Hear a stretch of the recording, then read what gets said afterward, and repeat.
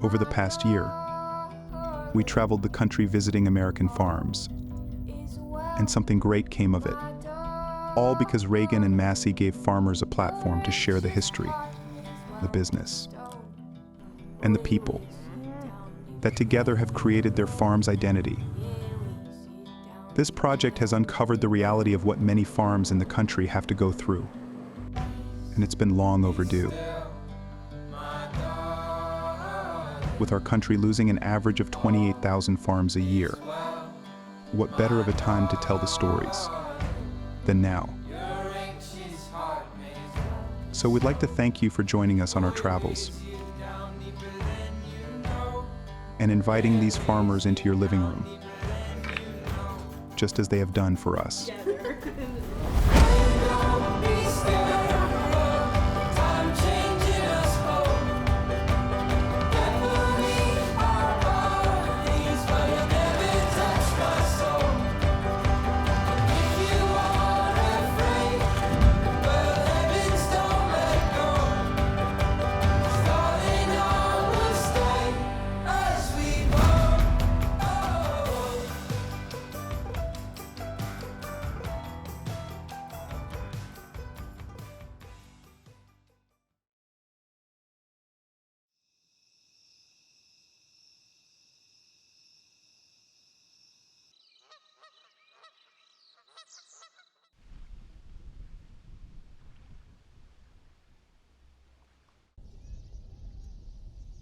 Before we took off on this adventure, we first had to determine what farms we would go to. With nearly 2 million of them in the US, this was the hard part. Ultimately, we narrowed down our search with two main factors. The first being that the farm financially provided for at least one family, and the second being they were open to sharing how their farm has gotten to that point. It didn't matter if the farm was 37,000 acres in the smallest town of New Mexico or 50 acres just south of Boston, Massachusetts. It only mattered that they met that criteria. Our main goal was to show the ways in which farmers earn their living. So it became our duty to share the crops, techniques, and philosophies of the operation that aid in its success. As we began our journey in the Hawkeye State, we were thrown into the world of farm diversification, a strategy that we would become very familiar with. You can't depend on the income from just normal farming. One little downturn can really put some operations in trouble. And that's why the diversification at this farm works, because then we can either go concentrate on the wood, we can concentrate on more flowers. Most people think we're crazy with the stuff we got. Most of our friends. Going here. But what some see as crazy is now the normal for many farms throughout the country.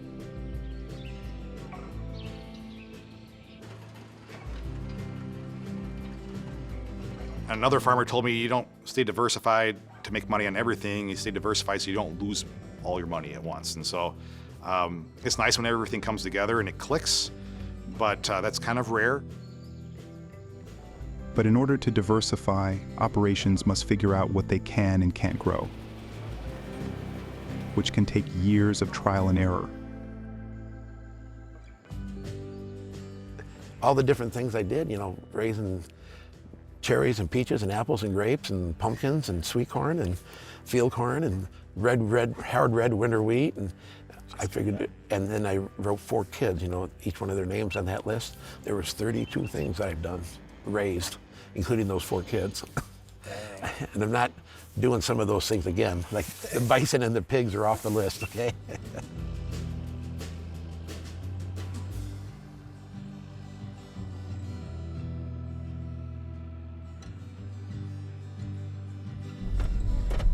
I think we're ready, right? Okay.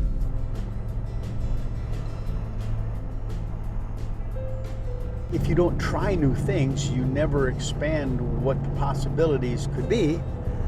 And we might come onto something that, wow, is a really, really good fit for this area. But if you don't try, you never know. I harvest my winter wheat first, then I harvest the spring wheat or the barley, depends which one is ready. I'll do these in September, then I'll move into soybeans in October, and then I'll do the sunflowers, and then I'll go into corn, and hopefully I get the corn all harvested before the snow flies. For many farms, diversification is a necessity, but for others it's simply not an option, which is what we learned from a place called Hingham. Although their only crop is wheat, they still have ways of protecting themselves and the ground from disaster.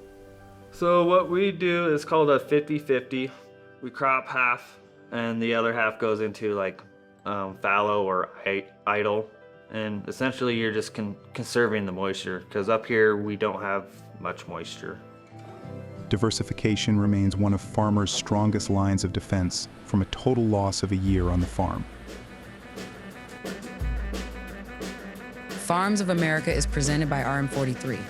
Serious weed control.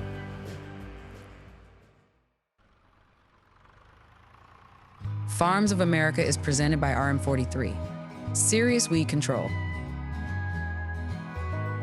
On top of diversification, another common factor amongst these farms was that they were all forging their own unique path. Whether it was turning their grains into alcohol, marketing their crop themselves, or following a strict formula for selling their product, they all found success through different means. At one farm, every millimeter counts. You know, our planting process, it's kind of like a three-ring circus. You know, everything has to happen in conjunction in order for it to work right. At Griggs Farms, they are trying to revolutionize how cotton is planted by dropping seeds directly into a burned-down strip in their cover crop. If the tractor's GPS gets off by just an inch, it's disastrous for the farm, wasting thousands of dollars in seed.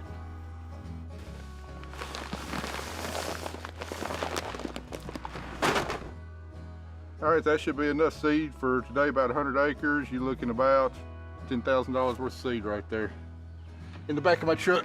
Hope nobody rear ends me.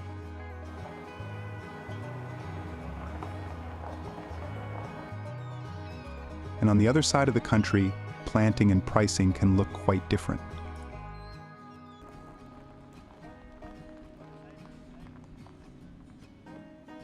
I think our last batch, 5 million clamps, was around $62,000, so it's pretty expensive. But.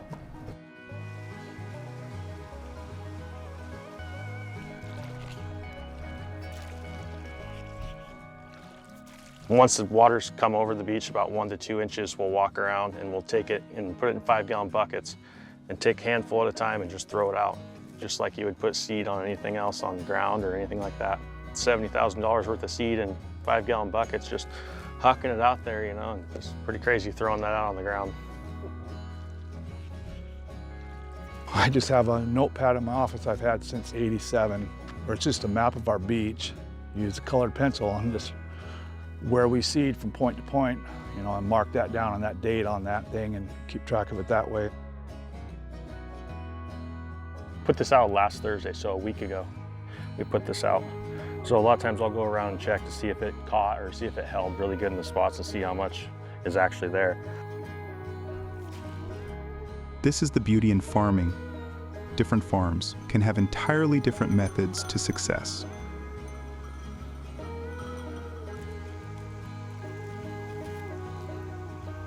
If two farms are doing it exactly the same, one of them is wrong. Walk on, boys. Good dogs, good dogs.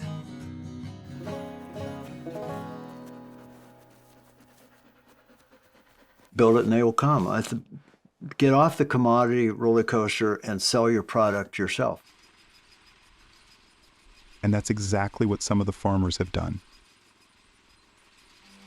No, I'm not to blame. Even if it requires doing things the more traditional way. Believe me, we turn a lot of heads when folks go by. And it's amazing how so many people have never seen old traditional fresh fruit operation. It's just so rare now. Or taking on the government and making national headlines. Daddy's always stood up for what he believes in. Like, it doesn't matter what somebody else thinks. He's gonna do it his way. Might rub somebody the wrong way, which he's done plenty of.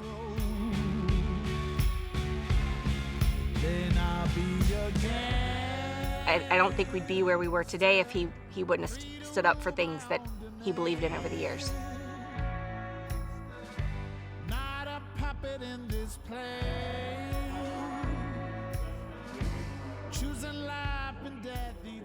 I'll have to cut him, so. He's a cute little guy.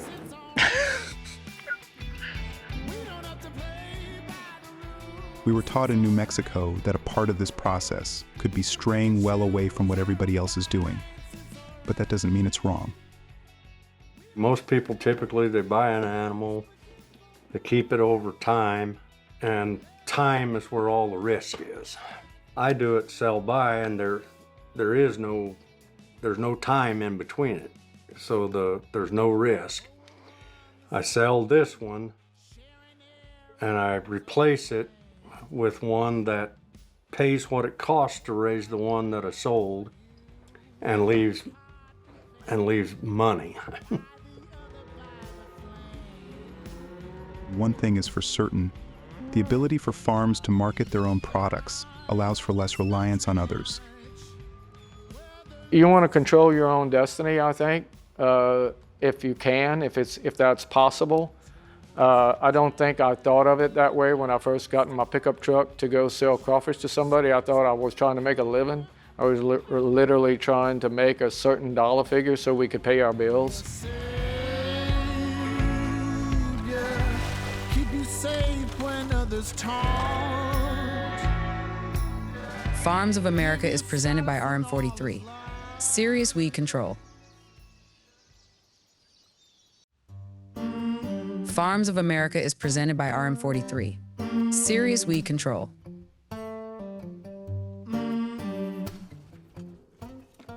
For our team, one of the biggest concerns was to not get in the way or interrupt the daily work that needed to be done on these farms. But at the same time, we also had a job to do. And it could only be done right if we spent nearly every waking hour at the farm, in the fields, and with the people. Yeah, no. This thing's got to either slow down or you got to speed up.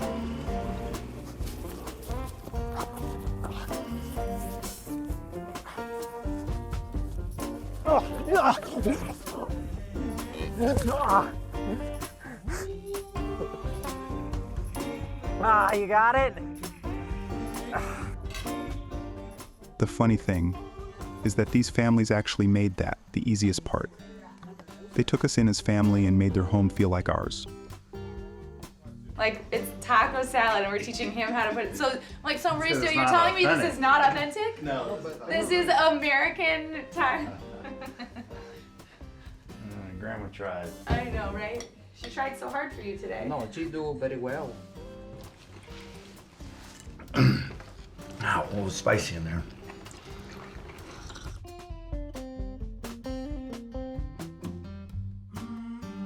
Which led us to this realization about farming and agriculture as a whole. Family is over everything. Usually the president or the CEO or dad, whatever you want to call me, gets to make the final decision, and sometimes people don't agree with that, you know. But it does work out. Okay, I'm gonna sit here in this dirty tractor cab. Yeah, it's a little dusty. A little dusty. If I had water, I could plant something, grow something in here. There's a lot of dirt in this cab. All our kids have turned out really well, okay? Two-person team, but I think we did a good job. The Schultz 4 kids play a pivotal role in their operation, a theme not just tied to Michigan. But with any ag operation, the kids are of value. That's the oldest story in the book. But I think, you know, moving out here and being on a ranch, they had to help. I mean, we had to have them. And so I think we always tried to make it really fun. And For the most part, we did. I think we failed some days for sure, but they never questioned their value. That, whoa, didn't expect that.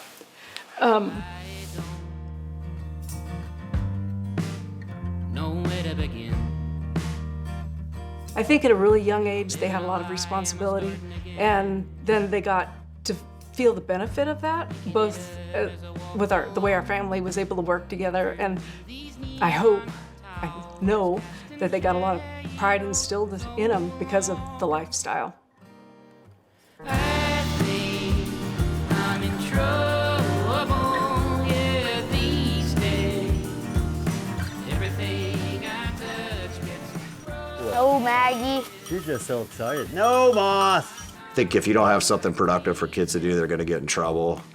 They're only going to play these, all these kids now are just playing all these gaming stuff, which my kids will still get in trouble. They'll still want to play games, but I think it's important for them to learn a work ethic. It's another way for us to spend time together, and it's just awesome, I think, to be out there and work with your family. She's doing well. You have her trained nice on the lie down, and you'll have to teach her the come-bys and the way tos. Moss, come by, Moss.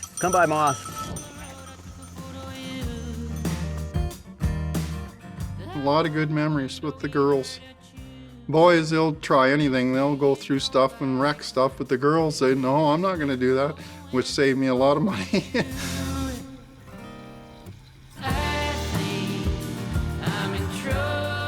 We branded 130 head of calves, and I didn't have anybody to drink beer with. But you can't ever have a moment like that where you got your old kids there helping you out and stuff.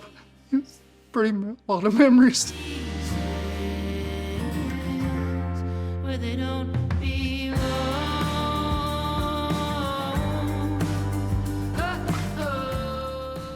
I always worried, that I was maybe pushed him in to do something that maybe he wasn't really meant to do, didn't want to do, but I think he was meant to do it, and I think he was happy to be here. And that makes me really glad.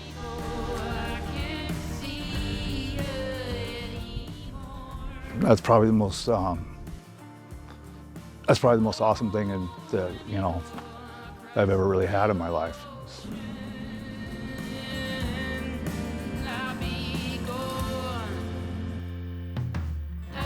Farms of America is presented by RM43. Serious weed control.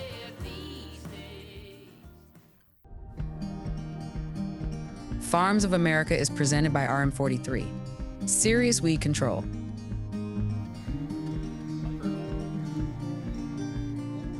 One of the most glaring struggles of the farmers we visited with came when looking towards the future. Many of them have spent their whole life building their farm and risking millions of dollars along the way. So it's no surprise that it can be difficult to either pass it down to someone else or sell it off. You work 40 years to build this up, and it's really hard just to give it away.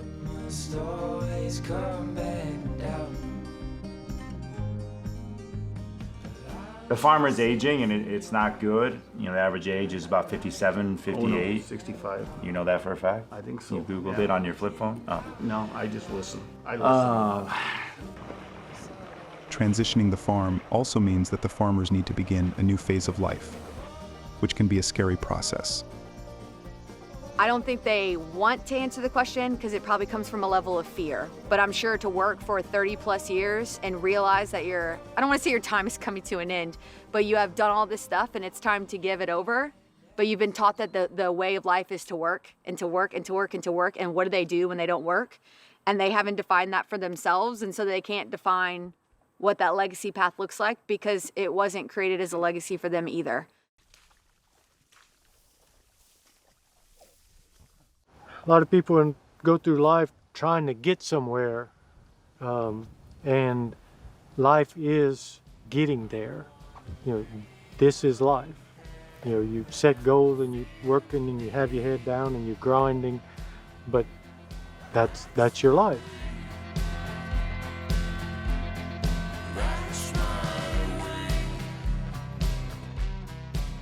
While some farms are working through their transition with loved ones, others are facing the reality that passing it down may not be up to them.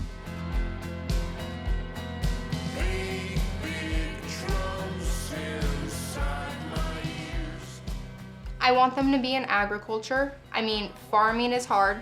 I would never force, neither of us would force either of our kids to come back to the farm. But it would be really hard to see everything Zumwalt worked for not be given to the next generation. It's not a big thing, but it's so hard. While many of the farm's future remain up in the air, there are some who already have successfully transitioned. But that doesn't mean the pressures have stopped. You know, he started with nothing, and he made that comment 1,000 times while he was the owner, was, I started with nothing. If I end with nothing, it is what it is. But me, if I lose it, I'm losing his legacy. And that puts extreme pressure on me to do good. Farming is amazing, and it's also devastating, and it's also stressful, and it's a lot of things, but it's what I chose to do. Sometimes when Ben calls me and tells me about all the problems he's having, I'm like, yeah, you got problems, yeah. You always are gonna have them. If you're doing something, you're gonna have problems. But you either deal with them or you don't. I mean, you're just not gonna have a life that don't have problems. It's just part of it. I guess life would be pretty boring if you didn't have problems. Throughout our travels, these farms have taught us countless lessons about farming and life. We're proud that we've been able to share their stories and are thankful for their honesty and hospitality. As we wind down this journey, we know that there are many more farms and families around the country that need their stories to be shared. Our goal is to make that happen. We'll do more than that. This is the crew. So once again, from the seafloors of Washington to the cranberry bogs of Massachusetts, thank you for inviting us into your living room every week and giving Farms of America a voice. Because America needs our farms, just as these families need our support. Take